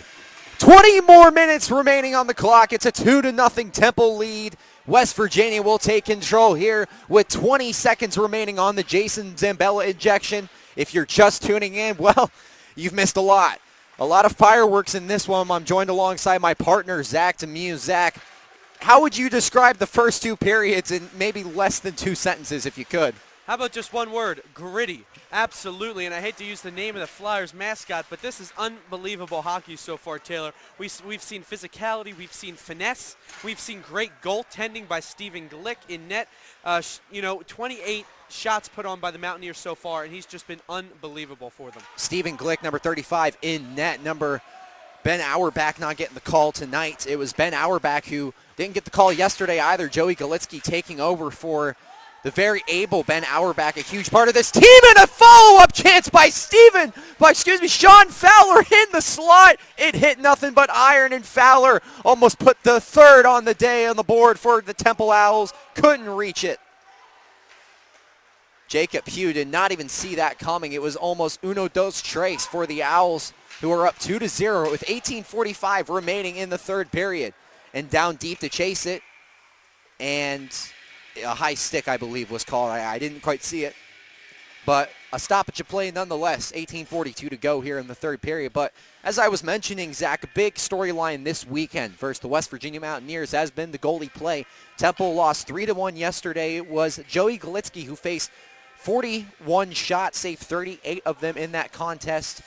And it was a really great effort from Galitsky, much of the same from Glick, stepping in for Ben Auerbach, the number 1 goalie for Temple, who remains out with the concussion. We spoke with Ben before the game, Zach, and Ben is in the building tonight and in very good spirits. And it's good to see 2 goalies rise to the occasion to pick up where number Auerbach left off. Yeah, absolutely. We talked to Ben, like you said, and both him and Coach Carroll in Coach's Corner earlier in this game really talked about the confidence that they have in number 35 to go in between the pipes and get Temple a victory. And so far, he's put 29 aside with 18:20 left to go in the third. 35 filling in for 31. Stephen Glick has faced 30 shots in this contest, saved all 30 of them. It's West Virginia applying the pressure, and a wrister sent from the right circle. The Mountaineers cut the deficit to 1 with 18-12 remaining in the second. And it's going to take a minute for me to see who got the tally. I believe that was Chris Cecere. A big test for this Owls team is to see how they decide to respond here, because that was already energizing. That energized and already energized West Virginia Mountaineers team. The Owls bench silent. You got to answer back here quickly. Start of a period, it's never a good time to give up a goal. Keep the momentum on your side if you're the Owls. You do not want to give it to West Virginia. Correct me if I'm wrong, but number 11 on the West Virginia Mountaineers, Alex Evans, was the one who got the tally on that. So now the lead is cut to 1. Temple remains up, but they got to get something going here. They don't want to get caught snoozing. It's still only a 1-goal lead. We saw yesterday in this game, things exploded in the third period, Zach. Temple actually got the game's first. West Virginia responded back with 2 in the second, an empty netter in the third. And the third period, Zach, has been a big period for Temple all season, for better and for worse. And definitely don't want to get caught sleeping in this one. The effort has been second to none today for Temple. Absolutely. You want to make sure that you keep the puck in your offensive zone if you're the Owls. They had a beautiful shot earlier in this period. Shawn Fowler rang one off the pipe. So the momentum is still there. The energy is still there as well. They need to make sure it is contained by the Owls in this one. Off in the corner, it's Magglio. Pierce now in the slot. Played back for LeBombard. Picked up, falling to the ice. No penalty call, clean skating. The ice has been a bit slippery in this period so far. It was an issue yesterday, too. The puck was bouncing around a lot. Very rocky ice for sure. But at the trolley tracks now, it's Magglio. Right point entry, Magglio. Ghiazza wrister too high. Picked up for the Mountaineers. Kept in, it's Morris. Ghiazza thought about clapping it. Ghiazza pumps back, went wide left. First to meet, it's Mohart. LeBombard turned back the side and somehow got through 3 West Virginia Mountaineers. Ghiazza now. Poke check away, trying to force it away from Isil. Couldn't do it. And so now Temple will control. It's Irie, right point entry. Michael Irie, number 17, finds his teammate, Captain Charles. Charles caught up, finally able to get that out. It was Venerview playing a tough back check. Pinned up in the board, lifting the stick, Stokes. Stokes took a shot from Fowler. Ghiazza now trying to stretch the ice, tipped up in the air. Mohart, Fowler first to meet it, just dribbled too far. And now a high slot shot from Fowler, wide high left, couldn't reach. Like it right now from the Owls, keeping the possession, passing intelligently, making sure every shot counts. That's what you need to do to kill some time here in the third. Back to play it for the Mountaineers, Stokes. Stokes had a pass picked off by Reed, couldn't reach. Skylar Batchelor, number 42. Batchelor a little quiet in this one. And a shot from the trolley tracks right into the pads of Stephen Glick was Justin Hickey, who applied the hit earlier on Rittenhouse. We got to confirm at the intermission. So it was Rittenhouse who took the blow, and Hickey was the one who applied it, and that set off a lot of noise in this building. A player on each side ejected. It was Judas for the Mountaineers, Zambella for the Owls. And so teams with one less skater. Judas getting ahead on his packing. Temple looking to send West Virginia home packing. That won't help. Avalon, the team's leading points getter in the slot for the Mountaineers. A shot from Hedges off the right side of the net. It's now Ventura, the second leading points getter on the Mountaineers, who's pinned off in the corner, back with Crossen. And now it's Ondick, eventually able to play. Ondick accelerates. Ondick broken up by Beversdorf. Wraps around Ondick on his backhand. Ondick, sweep back. Couldn't find Kaiser. Kaiser on the ground now. Kaiser, 2 men on him, playing hard on the puck. He is Andrew Kaiser. Eventually a wrist from Crossen. Puck still loose. A rebound from Van Allen. Almost had 3. Kaiser now in the slot. Ondick too far out in front of him. It's West Virginia taking control. Because of opportunities like that, I don't think the momentum's going anywhere for these Owls. Right slot shot there. That was Alex Ventura, who can be dangerous, number 88. We mentioned madness ensuing early on in this period, and a tap up Avalon. Avalon almost had his 15th point on the season right there. Luckily he didn't. It's still 2-1 Temple. Now West Virginia touch up, eventually goes deep down low, and touching up for the Owls is Logan Hurwitz, who's got to be careful. First to meet him was the West Virginia Mountaineers. It was Alex Evans who had the mark just under 5 minutes to go to cut the deficit to 1 here at the Igloo with a stoppage of play. Guys, hear me. Go ahead, Dylan. Dylan, you're good. Oh, it's lovely. Yeah, the bench not happy about that. They said that, I know I'm coming out a bit, but they said that that puck got the line before Spanier dumped it.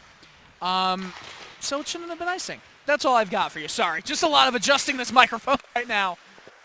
The Owls were displeased with the officiating yesterday, but for different reasons. In this one, officials letting this one get a little too loose, maybe missing some academic calls, some elementary calls, as we like to call those. Icing, I mean, come on, Dylan. You can't lose something like that, especially in a game like this where it's tight. And now entering, it's Ryan Spanier, the new kid. Spanier turns on the Jets. It's Walker on the backhand. Walker dribbles through and into the glove of Hugh, covers up, and that is his 29th save on the day. Keeps it 2-1.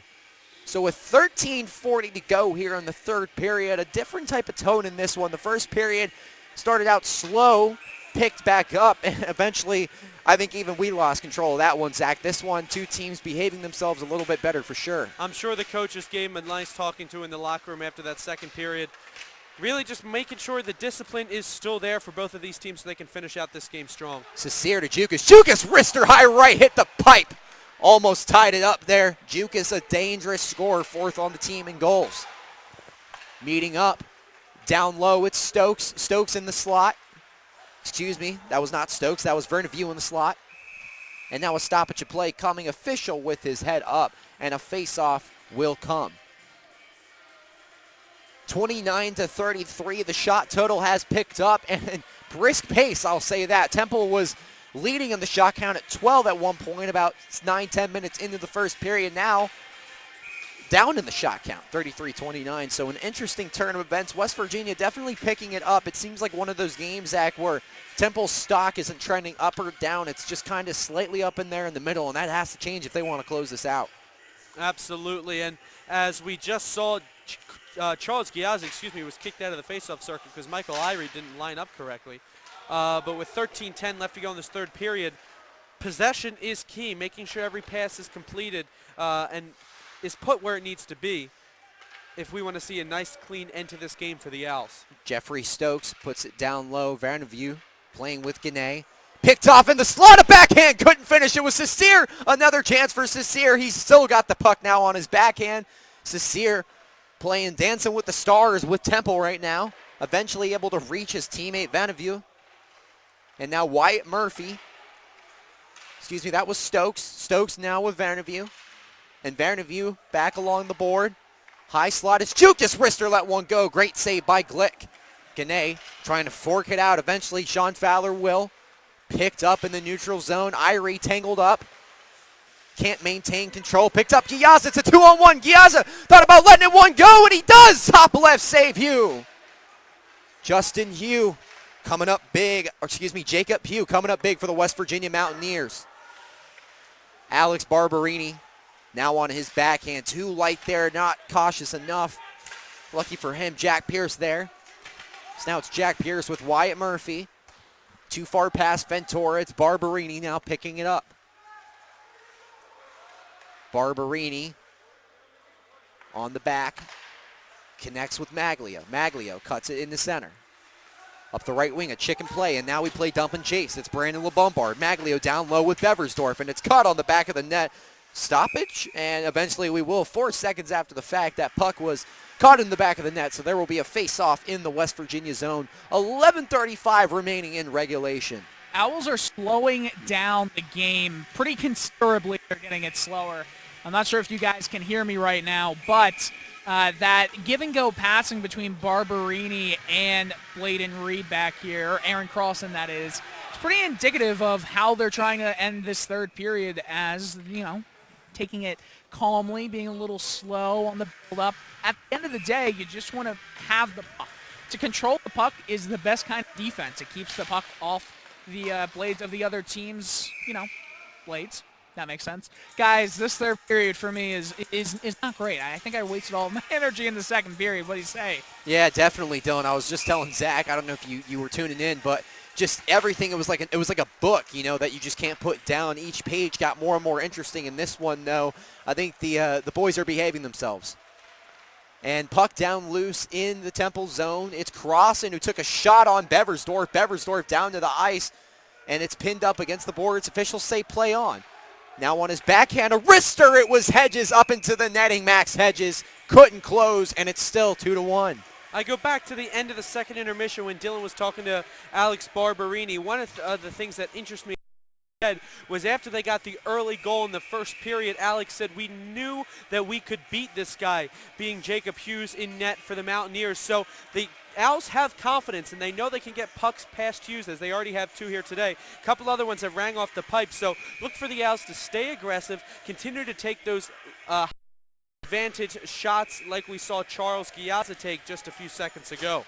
I'll tell you, Zach, Caleb Beversdorf and Brandon LeBombard are the bestest of friends. The past 2 games, they have just been telling themselves so many jokes back and forth. It looks like they're really getting along out there on the ice. Down loose, low, it was Mohart, couldn't close. Puck still loose on the doorstep. Eventually it's picked up by Kaiser. A heads-up play by number 12. Stephen Glick able to regroup, get his affairs in order, and with 10:50 to go, Brendan Ondick will handle it through center. Ondick now, left point entry, broken up. Eventually chipped back in. West Virginia first to touch up. It's you. Jacob Moore, 48. Dangerous on this West Virginia team. Someone to keep an eye on. The Mountaineers are without their leading scorer today, Hayden Hintemeyer. Lucky for them, the guy who's tied for top goals is Antonio Avalone, number 14 on the Mountaineers. He is playing and has made an impact today. Morris, a shot from the point, too low. Ondick, the only white jersey back there for Temple. A play off the board. Cecile, a crafty move, and so Cecile, right point. Cecile wrister lets one go off Glick. Puck still alive. Down low, it's Jukas. Jukas couldn't find a yellow jersey, so now Temple will try to take control. They will not succeed. A cross-ice pass to Cecile. Cecile, right point. Cecile, back to Jukas. A clapper into the breadbasket of Stephen Glick, and that is his 31st save on the day. It's still 2-1 Temple, 9:50 to play. You know, Glick could work on swallowing up than he usually does, but his rebound control isn't necessarily bad because he does put the puck in places that are typically not dangerous for the defense. So it would be nice to see him covering it more, freezing it more, but at least he's not putting the puck in some dangerous areas. Glick, the second for Ben Auerbach, number 31, who was not available today for the second straight game with a concussion. And he's doing pretty well for his job description, which reads third title. He's playing like a first stringer today, though, Zach, making 31 saves. A huge reason why Temple is still in the lead. Absolutely, and if you look, it looks like the guests have 30 shots, so he's actually made 37 saves when it comes to that, and he has actually put on a show here as we have seen so far this afternoon. It was Gane down low who got a nice shot in the back from Stokes, and Stokes finishes his check on Shawn Fowler. Now handling it, it's Jukas, Jukas with 11 points on the year will take it through the left. Jukas, a wrister into the glove of Glick, snatched up, and still remains 1 goal. Words still being exchanged after plays here and there. The officials doing a better job slightly of keeping this one under control, Dylan, would you say? Yeah, oh, definitely I'd say that. I want to say something about Shawn Fowler. Fowler has had a chip on his shoulder the entire game. He's been yapping at everybody, even his teammates, to pay attention on the ice. That's why he's been given time with Charles Giazza's line, because he's been proving himself to be someone who really cares about the result of this game, and he's really been zoned in. He got a penalty, the first one of the game, and you could tell then he was definitely ready to go when he slammed the bench door in. So definitely nice to see Fowler getting some opportunities on some higher minute-inducing lines. I recall Shawn Fowler, number 77, getting a little chippy at the end of Fowler, an important piece for this Temple team, I think would be the right word, always bringing the mentality physically to the ice, along with Brandon LeBombard, who remains in this game. It was Jason Zambella, 91, who doesn't. It was ejected in the second period. And about a minute or so ago, Antonio Avalone, who has 8 goals on the year, as I mentioned, with Hayden Hintemeyer, who's not available. 3 shots in this period alone, almost finished one. Mike Walker on the backhand, a centering pass, turn around. Magglio faked it to Spanier. Spanier, a quick, crafty skater. Spanier, though, took a shot there. And now Avalone whiffs on that one. Pick it back up, blocked aside by Hugh. Spanier First to touch it up, it's Spanier all alone. No white jerseys to assist, so Wyatt Murphy will play up for the yellow. Wyatt Murphy accelerates. Murphy pins it back deep.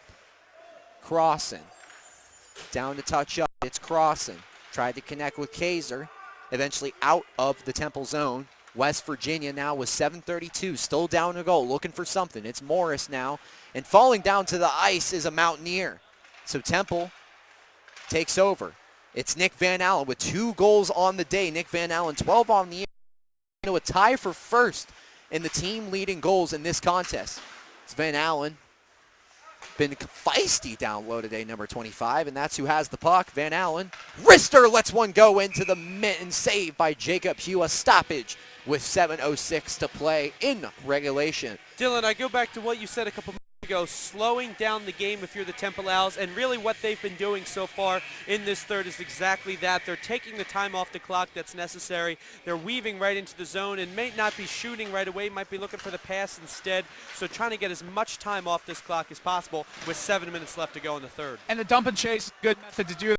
Just slow it down, and your forward check has to become vital. Ryan Isil, a clicker from the right point there. Now played up as Jacob Morris hoping for a deflection, went wide left. Isil now back up to his teammate, let one go, a high slot shot, couldn't let it reach, and eventually picked up by Andrew Kaiser. Kaiser accelerates, right point, a play off the board, shoved to the side by Morris. Morris now picks it up. Jacob Morris lost control of his own puck. Puck is down low, loose on the red line, tried to tap it in, it was Van Allen. Looking to get a little cheeky on the doorstep, Nick Van Allen. And now a penalty call coming. There was a little something after that play. I think Nick Van Allen's on this one, number 25, and by the smile on his face, I'm going to assume I'm right on that one. So Temple, once again, 5-on-4 will be a man down with 6:23 to play in the third period. And now, Zach, for a team that I personally think this is the best hockey they played in 3 weeks, but for a team that has played so well today, period, they're doing a lot of things that could potentially hurt them. The good news is they're correcting their own mistakes. Right here, Zach, another one they got to correct. Absolutely, and time again, we alluded to it. Temple's defense has been spectacular, and now not what you want to see as an immediate call. And looks like Temple is now going to go 5-on-3. Wow. Interference looks like on Charles Giazza.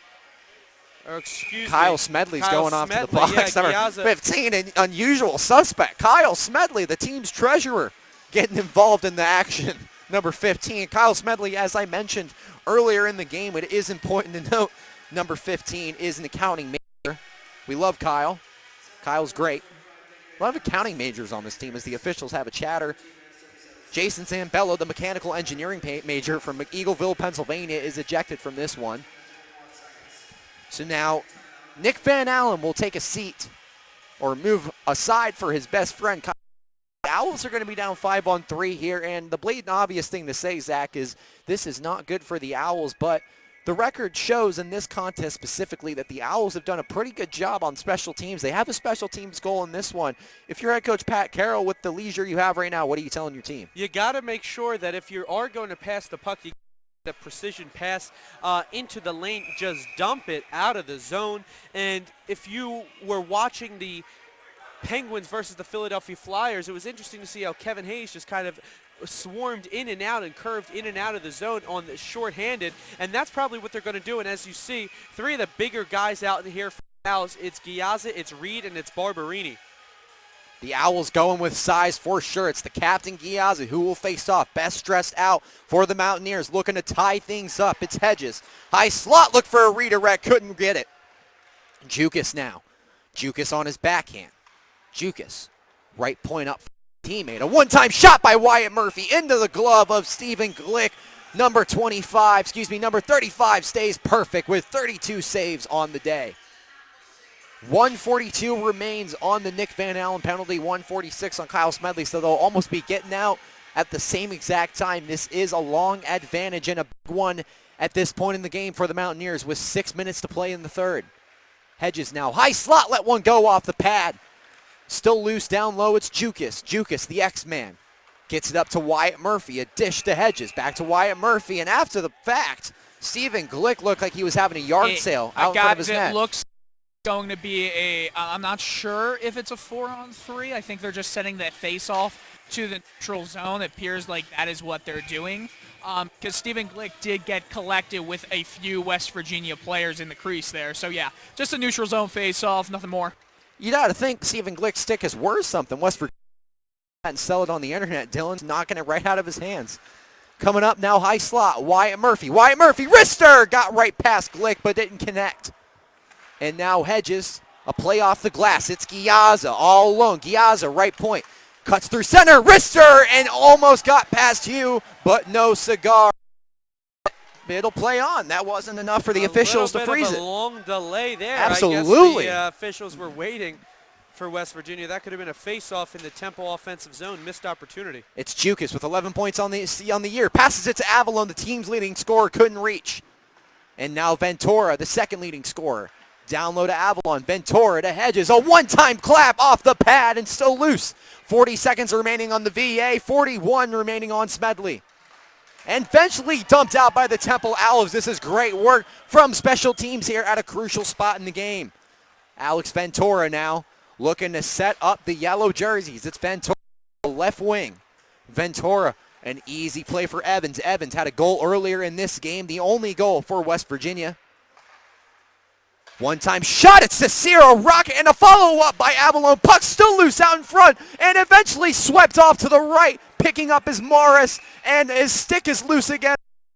Glick, and we got a penalty coming up against the yellow jerseys. Temple with a spectacular penalty kill. Guys, I have to say the feeling that I got with both VA and Smeds in the penalty box and the bench over here, you have the feeling that this penalty kill, which is still going to go on for another 4-on-3, you have a feeling this penalty kill could change the scope of the Owls season. It's that kind of moment that completely takes the momentum and swings it to the other side. This Owls team has not won in a very long time, not in 2020 at least, and this could be a game changer for the rest of the season. And I want to point out three guys for the Owls. It was Giaz, it was Bladen Reed, it was Alex Barberini on the ice the entire time.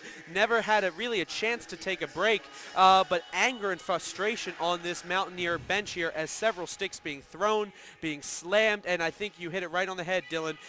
That was the opportunity had to change the tide of this game, unable to do so as with 10 seconds left to go in the Smedley penalty, the puck and the face-off are in the Temple offensive zone. So great job there by the Owls. I'm sure Pat Carroll was very pleased. It looked like the Owls called that timeout to go over some things discussed in just a few minutes with only 4:30 in the third. I'm sure you'll see a empty net for West Virginia. As our partner Dylan mentioned, 2020 not been the kindest to the Temple Owls thus far in this year. They have played 4 games, 4 losses to show. It was a 4-1 loss to Navy in early January. They followed it up with a 5-2 loss to Villanova, who they defeated at Hatfield earlier in the year.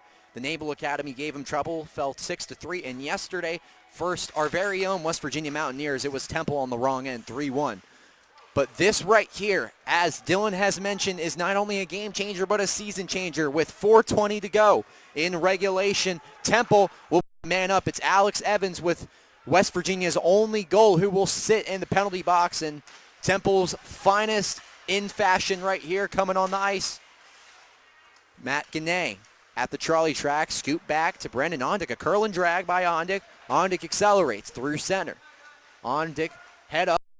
Around the back alley, it's Ondick dancing around Ganay. Left point, Ganay back to Ondick, and then Ganay again. High slot, let one go, wide right. Irie on the backhand. Ondick tried to reach Irie, broken up down low. Up high is Alex Ventura. Trying to claw Ondick. Yaz in the high slot. Yaz a wrister high, wide right, couldn't reach. Ondick down low with Ventura. Ventura getting bullied away. VA takes him off his check. Nick Van Allen. A perfect pass to Ganay. Just couldn't settle it down. And Matt Ganay gets swept aside. It's Beversdorf. And what a hit from Matt Ganay. The Igloo is on fire. Matt Ganay, what a check. And it goes back and forth. It's Mike Tyson's punch out. Left circle. It is Wyatt. Wyatt now into the slot. Avalon, puck is loose. Avalon on the left circle, can't put it in. My goodness, What a lot of things series happened. of events there, Taylor. My goodness. Give me a second to catch And your now breath. left circle, it's Kaiser. Kaiser Rister into the breadbasket of Hugh, and Hugh will call an end to the madness for just a few moments with 2:50 to play in regulation. Temple holding on to that 2-1 lead for dear life. Guys, that Hayes tries that hip check almost all the time, and it never really fully works.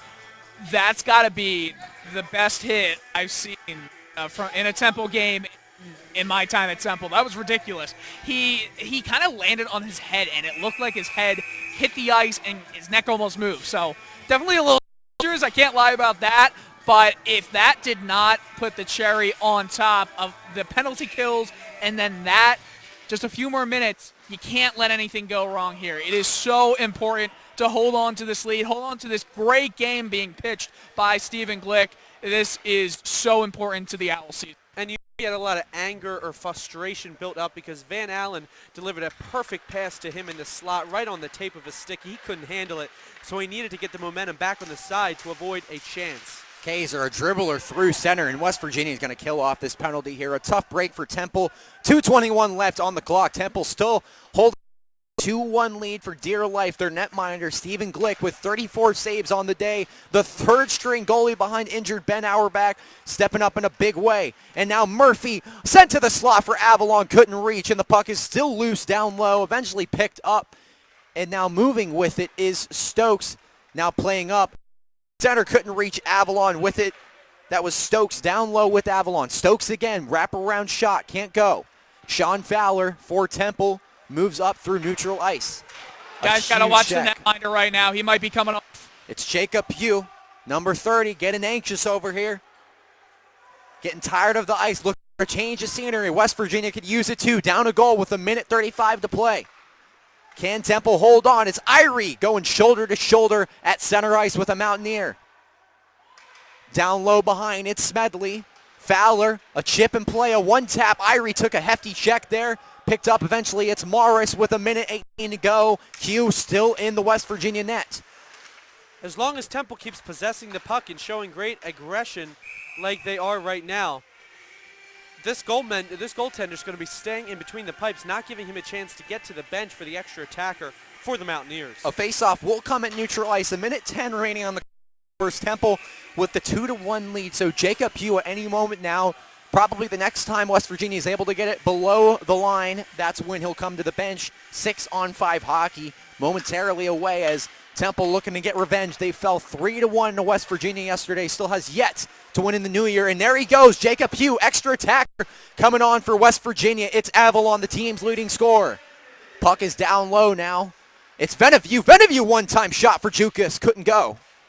And now a nifty play by Cecere. Tried to center it up through. Couldn't. Beversdorf on his backhand. A great defensive play by Jack Pierce. And Pierce able to chip it out under remaining 40 seconds to be approximate, and an icing will be called against Temple. Face-off to come in the Temple zone. If you've watched this game from beginning to end like we have, the one thing the West Virginia Mountaineers like to do is go behind the net and then try to find a quick passing lane in the front of the slot for a quick one-time shot. Temple's key right now, get your sticks on the ice, clog up those lanes so no quick passes can fit through.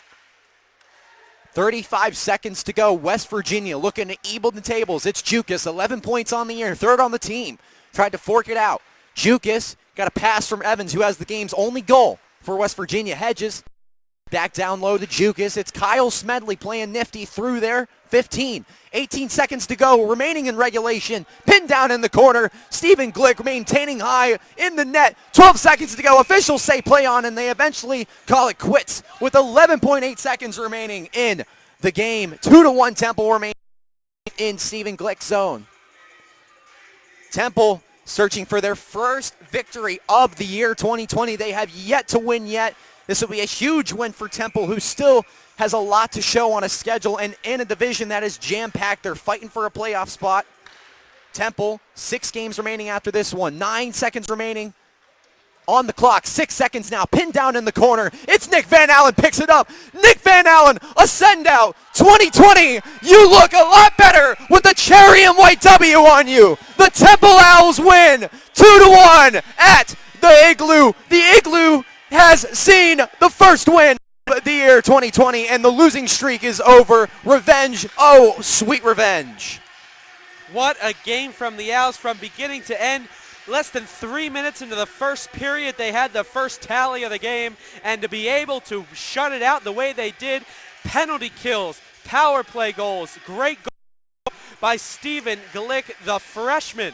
Fantastic debut for him in 2020, as with the rest of the Owls. Beautiful game, a beautiful finish, and the Owls have their first in the year 2020. I mean, you'd be crazy if I didn't go for the man in net, Stephen Glick. It's the question of whether to get to him in his Family Guy mask before he veers. Let's hope he doesn't veer to the left. Oh, no, guys. Stephen Glick, number 35. Dylan's going to try to swipe him down, and he does. will. Successful. You can't teach that. I mean, that's just all film right there. Hours in the office, staying after Dylan Coyle, the man in charge, with the glasses and the knowledge. And Dylan's got Stephen Glick, the winning goalie today, number 35. What do you think of this beautiful music? Oh, great choice, whoever that was. I love that. Country roads for West Virginia as they're getting off the ice and going back to Morgantown. Not a big deal, one of the players said. All right, good game, buddy. Yeah, you're welcome. So you come in and you played against Navy. You're really turning in some great performances. Ben Auerbach, who is dealing with an injury right now, will no longer be here after this season. It's going to be you and Joey Galitsky for the next few years fighting for the spot. What's it going to be? A, 1B? How do you look at this goalie competition? I mean, I was kind of looking at, like, coming every day to try and get better. I mean, Joey's a great goalie. He's a great goalie partner to have, and I'm excited to play with him for the next 3 years. What was tough about watching all of your teammates, going at the under end of the scrums, fighting a bit? Do you ever get the one to just skate down the other end of the ice, or do you just stay in the net composed? I mean, obviously, like, every goalie does want to get in a fight at some point in their career. Hopefully, I'll probably do it, like, my senior year or something, but honestly, I just got to play my game. I can't worry about what's going on at the other end of the rink. I just got to focus on what's at the defensive end. So do you guys have anything in the locker room where player of the game gets a certain thing? No, not really. You're kidding me.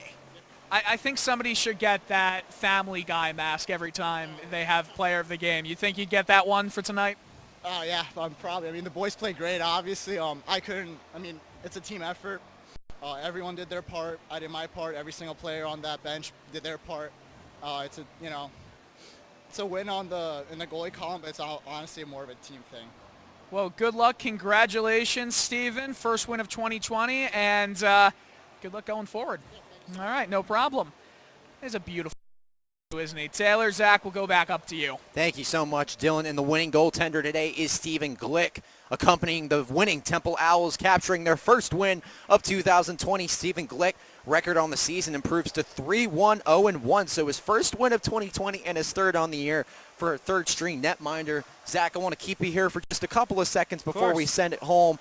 Country roads, take West Virginia home and out of our sight. Yeah, they were not happy about that song. Jacob Hughes was screaming. Let me tell you, they did not like South Jersey too much. I think it carried over to the ice. Well, it's in all seriousness, no, you like chippiness, especially, in games like this. This is a character win for Temple. Like I mentioned, 6 more games remaining on the season, 2 more in the conference. What's the biggest thing you take from something like this? Listen, I really think this game, and you could argue it 1,000 different ways, but what Pat Carroll, in my opinion, is going to be is, guys, this is the potential on how we could play. This is a very good hockey team who and made us look really bad the day before, to come back and put the adversity aside and find a way to get this game, even though it was a low-scoring game, only 2-1. West Virginia had plenty of opportunities in this one, and with the Temple defense, with the goaltending by Stephen Glick, found a way to make sure only one got through. And even though through really not much Glick could do, it was just a perfectly placed shot over a screen. So, but what this game can do for the Owls, they find the momentum, they find a way to come back with their next game coming in only a short few days. They need to be able to put this one behind them, take what they did in this one, and apply it to the rest of the season. Like you said, tough for a playoff spot currently, but if they continue to play like this, all eyes are heading for the ECHA playoffs, Taylor. And you're exactly right about that, Zach. As I mentioned earlier in the broadcast, Temple not really in an ideal position right now. They're 6th in the ECHA. They've played 23 games. Now the remaining bill looks like this. Temple defeats West Virginia today by a final score of 2-1, and they'll play Penn State Berks next Saturday. It's same weekend as East Carolina, so 2 Temple teams home that weekend. And after that, it's a Virginia road trip. I mean, you play 3 games, Virginia Tech, Liberty. It's going to be a phenomenal road trip. Looking forward to it. Facilities are second to none. Luckily for Temple, though, bulk as far as their division still goes, but that's also bad for them in the situation they're in. But with Berks and 2 games versus Lehigh, you have to think they control their own destiny to this point to an extent, but some teams still got to lose. It's not an ideal position, but as you mentioned, there are a lot of positives to take from something like this. Absolutely, and I hate to bring it up, but when it's the early parts of the season and you drop key games because of a stupid pass or a bad referee, or you miss a call, whatever it might be, against a bad team, they come back to bite you hard. And a game like this, shows you exactly what this team can do. And I'm just glad to see it. I'm glad to witness it. I'm glad to see the potential that this team has. Really, I want to touch on one thing, Taylor, and that's the defense. I mean, from yesterday to today, this looked like 2 completely different teams. They only got 34 shots up at the end of the day, but their defense really shut down West Virginia. Now, West Virginia did have 47 shots put up. Didn't seem like that many. A lot of easy, knucklers just kind of thrown on in desperation as they're entering the zone. So the defense, the forecheck, the back check, you can put 3 checks next to them because this team really looked great today at the end.